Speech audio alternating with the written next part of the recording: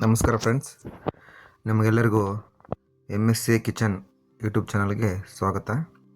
ಇವತ್ತು ಒಂದು ರುಚಿಕರವಾದ ಚಿಕನ್ ಫ್ರೈ ಹೇಗೆ ಮಾಡೋದು ಅಂತ ನೋಡೋಣ. ತುಂಬ ಈಸಿಯಾಗಿ ಮಾಡ್ಕೋಬೋದು. ಅದು ಮಸಾಲೆಯನ್ನು ರುಬ್ಕೊಳ್ದೆ ತುಂಬ ಟೇಸ್ಟಿಯಾಗಿ ಬರುತ್ತೆ.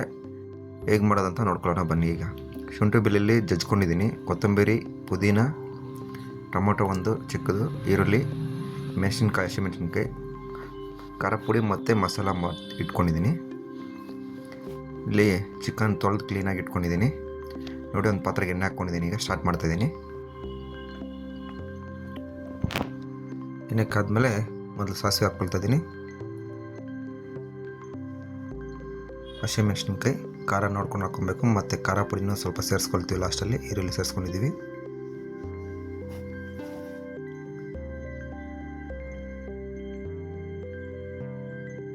ಫ್ರೈ ಆಗ್ತಿದೆ. ಇದನ್ನು ಚೆನ್ನಾಗಿ ಫ್ರೈ ಮಾಡ್ಕೋಬೇಕು.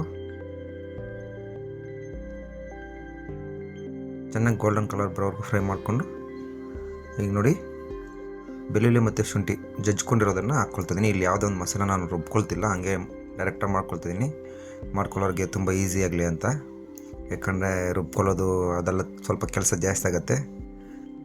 ಈ ಮೆಥಡಲ್ಲಿ ಮಾಡಿಕೊಂಡ್ರೆ ತುಂಬ ಈಸಿ ಆಗುತ್ತೆ. ನೋಡಿ, ಟೊಮೆಟೊ ಸೇರಿಸ್ಕೊಂಡಿದ್ದೀವಿ. ಈಗ ಸ್ವಲ್ಪ ಫ್ರೈ ಆದಮೇಲೆ ಈಗ ಚಿಕನ್ ಸೇರಿಸ್ಕೊಳ್ತಾ ಇದ್ದೀವಿ. ಚಿಕನ್ ಸೇರಿಸ್ಕೊಂಡು ಚೆನ್ನಾಗಿ ಮಿಕ್ಸ್ ಮಾಡ್ಕೊಳ್ಬೇಕು. ಈಗ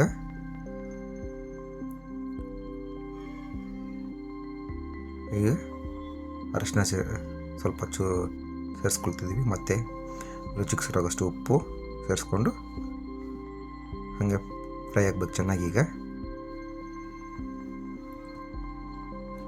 ಈಗ ಪುದೀನೂ ಕೊತ್ತಂಬರಿ ಇದರಲ್ಲಿ ಈಗ ಸೇರಿಸ್ಕೊಳ್ತೀನಿ. ಕೊತ್ತಂಬರಿ ಒಂದು ಅರ್ಧ ಸೇರಿಸ್ಕೊಂಡು ಅರ್ಧ ಇಟ್ಕೊಳ್ತೀವಿ, ಅದು ಲಾಸ್ಟಲ್ಲಿ ಸೇರಿಸ್ಕೊಳ್ಳೋದಕ್ಕಂತ.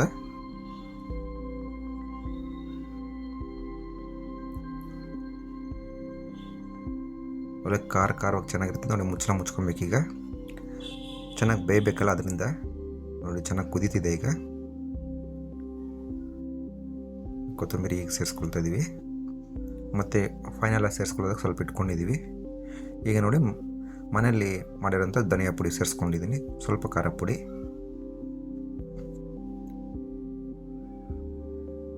ಚೆನ್ನಾಗಿ ಮಿಕ್ಸ್ ಮಾಡಿಕೊಂಡು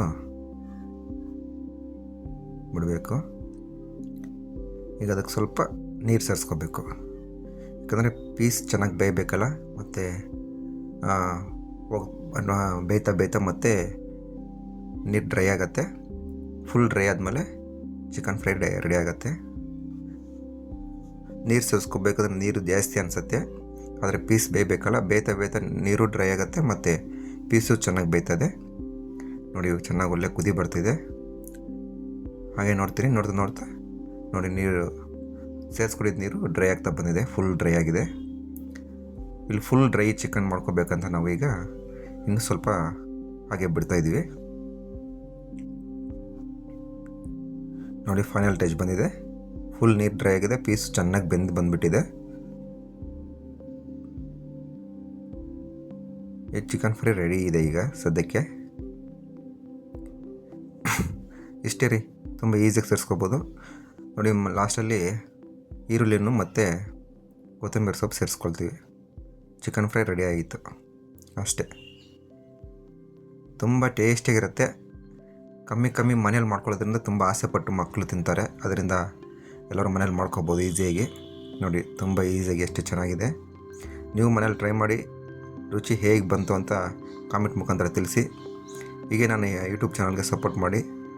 ಎಲ್ರಿಗೂ ಧನ್ಯವಾದ ಹೇಳ್ತಾ ವಿಡಿಯೋನ ಮುಗಿಸ್ತೀನಿ.